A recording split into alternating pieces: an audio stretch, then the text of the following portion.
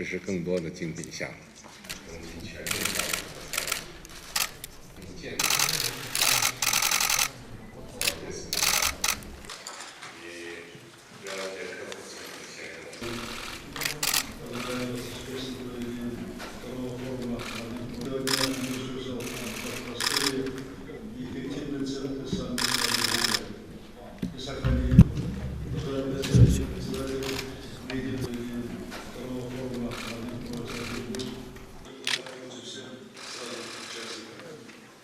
Сохранение благополучия на земном шаре.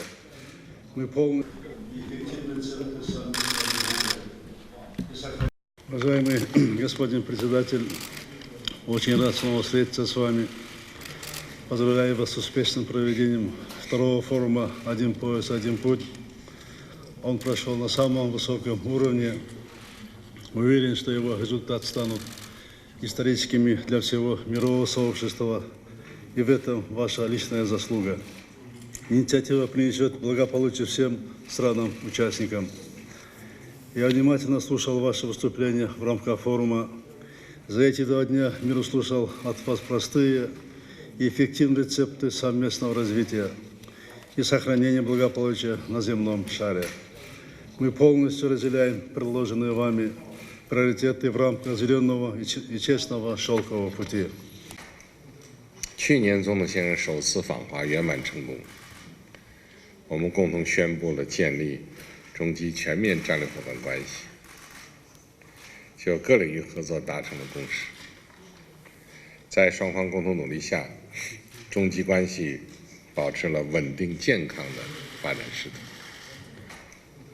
去年，总统先生首次访华圆满成功，我们共同宣布了建立中基全面战略伙伴关系，就各领域合作达成了共识。在双方共同努力下，中基关系保持了稳定健康的发展势头。 Как известно, Кыргызстан одним из первых поддержал инициативу председателя Китайской Народной Республики Си Цзиньпина «Один пояс, один путь». В настоящее время президентом Кыргызской Республики поставлена конкретная задача перейти к практическим шагам по реализации целого ряда совместных инфраструктурных проектов, в том числе проектов в сфере транспортной инфраструктуры, а также по развитию цифровой инфраструктуры.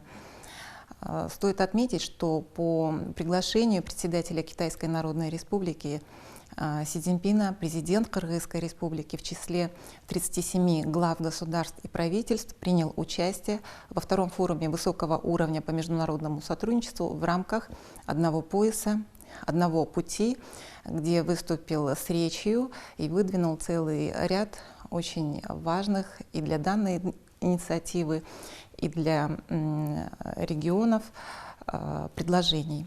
Хотелось бы также отметить, что 28 апреля текущего года президент Кыргызской Республики примет участие в церемонии открытия Экспо 2019 на тему «Зеленая жизнь, лучшая жизнь». В рамках своего участия в церемонии открытия президент Кыргызской Республики также откроет национальный павильон Кыргызстана, где представлена экологически чистая органическая продукция нашей страны, что соответствует растущему мировому тренду потребления экологически чистой продукции. Также будут представлены в нашем павильоне национальные сувениры. Хотелось бы особо подчеркнуть, что в данной экспо, которая пройдет с 29 апреля по 7 октября текущего года в районе Янсин города Пекин, ожидается участие 80 стран и 20 международных организаций. По словам организаторов, предполагается, что данную выставку посетит 16 миллионов человек. По нашему мнению, площадка Экспо 2019 будет способствовать узнаваемости продукции Кыргызстана на внешних рынках, и в частности на рынке Китая, и, соответственно, продвижению нашей продукции на рынок Китая.